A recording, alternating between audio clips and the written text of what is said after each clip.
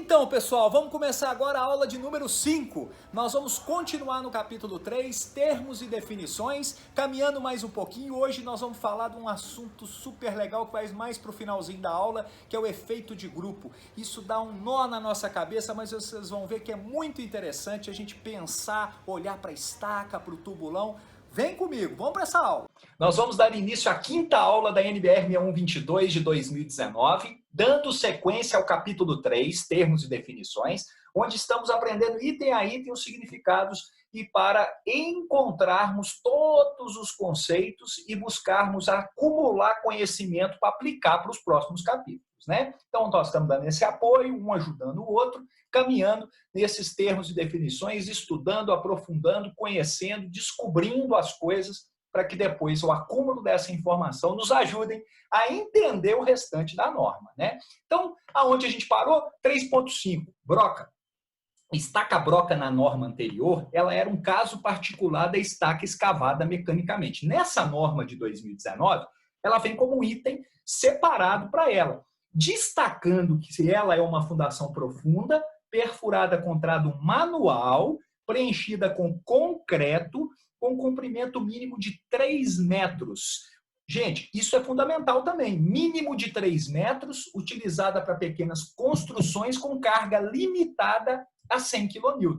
Então, ó, isso é fundamental. Estaca broca, perfuração manual, contrado, preenchida com concreto e um comprimento mínimo de 3 metros com uma carga que eu vou limitar nessa estaca broca de 100 kN. Esses conceitos são importantes, porque a gente vê por aí estaca broca com menos de 3 metros, com carga maior do que 100 kN.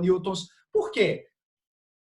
A gente usava antigamente, em alguns tipos de construção, valores inferiores para comprimento e valores superiores para carga. Existem até bibliografias indicando isso. Só que normativamente, a gente precisa estar de olho nisso, a norma hoje limita essa carga a 100 kN e minimifica, né, vamos falar assim, né, minimiza, né, coloca como mínimo comprimento de 3 metros. Isso é importante para nós. Aqui eu estou mostrando como é que é feita uma execução manual com trado, né, iniciando essa perfuração aqui, né, com cavadeira, dando sequência num terceiro passo, depois concretando, deixando a ancoragem, a armação de ancoragem à espera, né, no final, para subir com a armadura da estrutura, do bloco e assim sucessivamente, né? Outra figura muito interessante aqui, mostrando essa escavação manual da estaca broca aqui, depois a concretagem, mostrando aqui essa estrutura, uma base aqui de concreto, né? Mostrando as barras de armadura, o baldrame, a impermeabilização, tudo conceituando a execução dessa estaca broca, que evidentemente, para ela funcionar, uma estaca dessa qualidade, vamos falar assim, ela tem que estar apoiada em terreno firme. Geralmente a gente usa essa estaca realmente quando a gente quer buscar um terreno firme abaixo da minha fundação para pequenas estruturas, porque eu limito essa minha estaca a 100 kN, né? Então, aqui mostrando novamente, insistindo, né? Trado manual, escavação, né? A gente apilou ao fundo para garantir, isso é muito importante, a gente vai ver para frente vários estudos, várias teses, vários ensaios que mostram o quão é importante para nós apiloar fundo de estaca escavada, seja broca ou outras, o quanto que isso me aumenta e me garante a trabalhabilidade da ponta da minha estaca, a minimização de recalques. Então, isso é importante, nós vamos ver essa dica, é fundamental para nós aqui em estacas escavadas, esse apiloamento e outras medidas necessárias para essa ponta, nós vamos ver mais para frente. Concretagem e adensamento, colocação das esperas, e aí a gente termina esse conceito de estaca broca. 3.6, carga admissível de uma estaca ou tubulão. Como é que é esse conceito de carga admissível? Carga admissível de uma estaca ou tubulão. Carga máxima carga, né, aplicada sobre a estaca ou sobre o tubulão isolados, né, com fatores de segurança pré-determinados aos estados limites últimos e de serviço. Por que eu insisto isso, gente? É muito comum nós pegarmos memórias de cálculo de fundação, que tem o cálculo, a análise do estado limite último, ruptura, mas não se analisa o estado de serviços, recalques, vibrações, etc.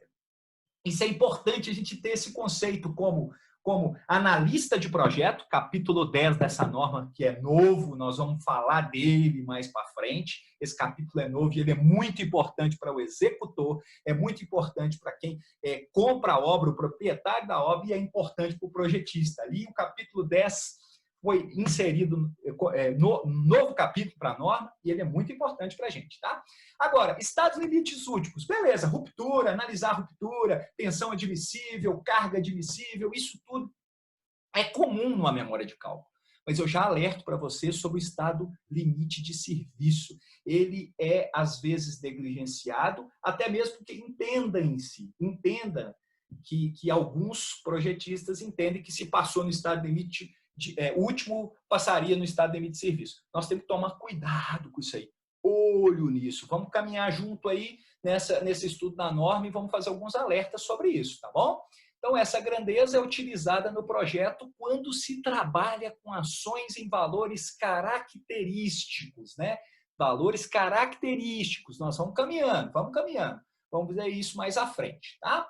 Olha só, carga de RUP 3.7, carga de ruptura de uma fundação.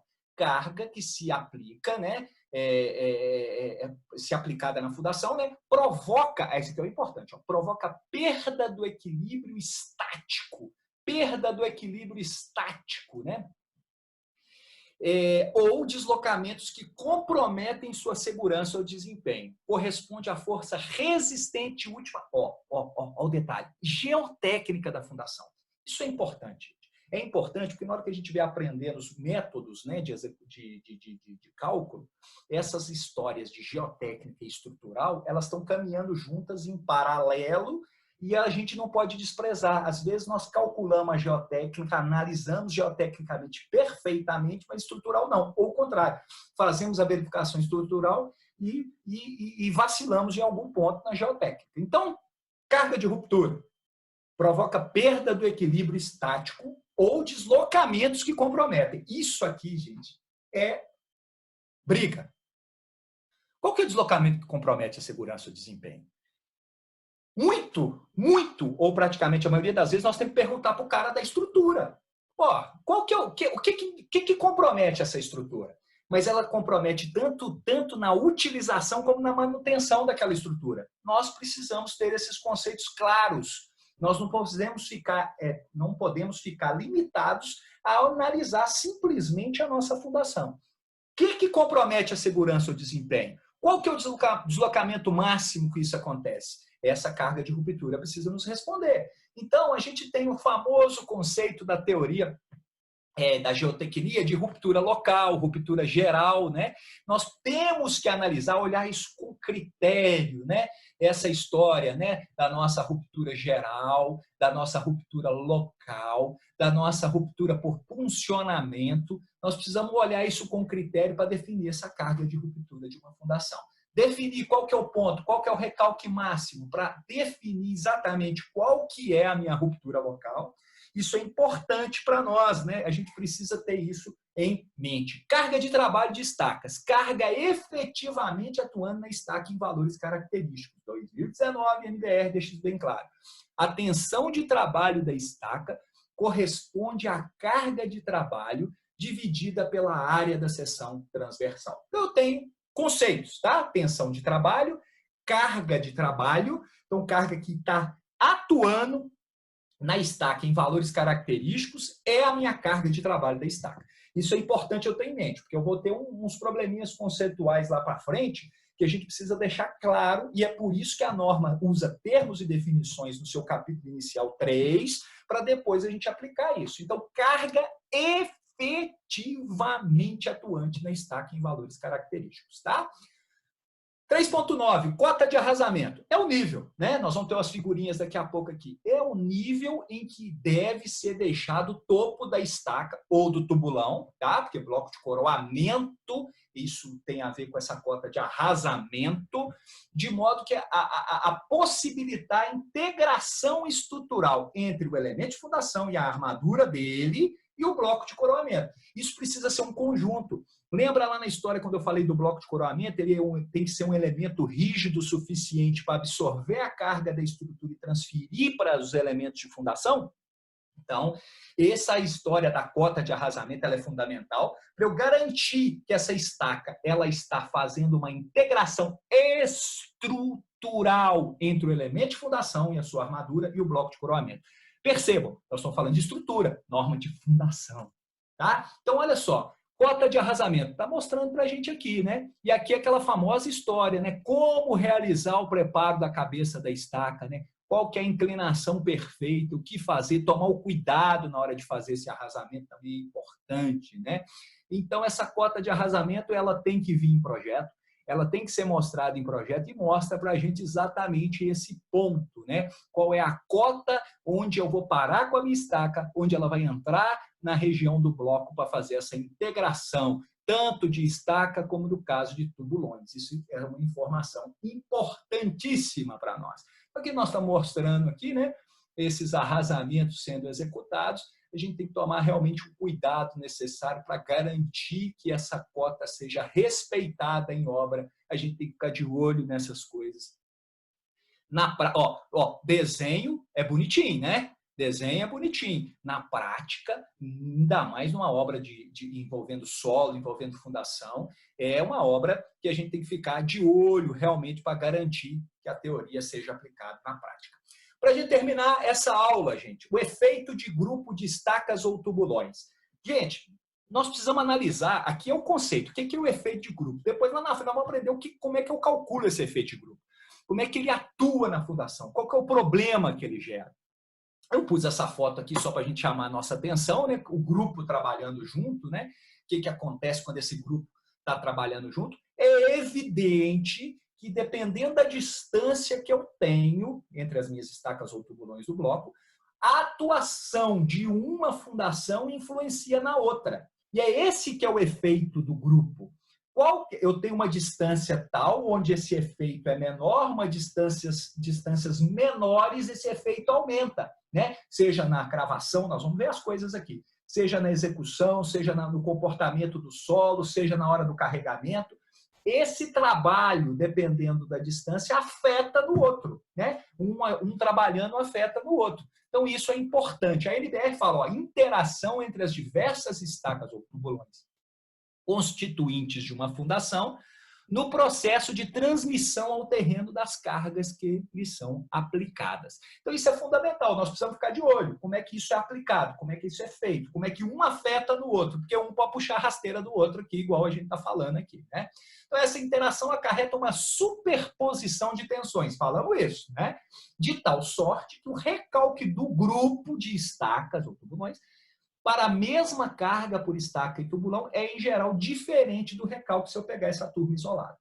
Tá? Então, isso é importante. Eu preciso entender. Se eu estou falando do grupo, é diferente de eu falar de uma. Então, isso é fundamental para eu analisar lá na frente na teoria de efeito de grupo. Né?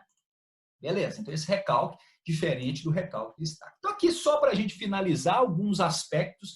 Lembrando, gente, tem dissertação de mestrado, tese de doutorado, acontecendo e a acontecer, que trata desse assunto, que é um assunto muito importante, um assunto que está aí em voga e a gente precisa analisar isso com detalhe, pesquisar melhor sobre esse assunto, mas assim, para a gente ter uma ideia, fatores que intervêm no efeito de grupo das estacas, né? Número de estacas, né? O número de estacas, o efeito de grupo é tão mais acentuado quanto maior for a quantidade de estacas ou tubulões, né? Isso está claro, porque quanto mais estacas, mais efeito eu tenho, mais uma influenciando na outra, né? Esbeltez relativa. Quanto mais esbelta for a estaca, né? Essa relação entre a seção e o comprimento, quanto mais esbelta, mais pronunciado é o efeito de grupo. Ou seja, a estaca está mais sujeita a esse efeito de grupo. Coeficiente de Poisson, quanto menor for o coeficiente de Poisson do solo, mais acentuado é o efeito de grupo. Perfeito?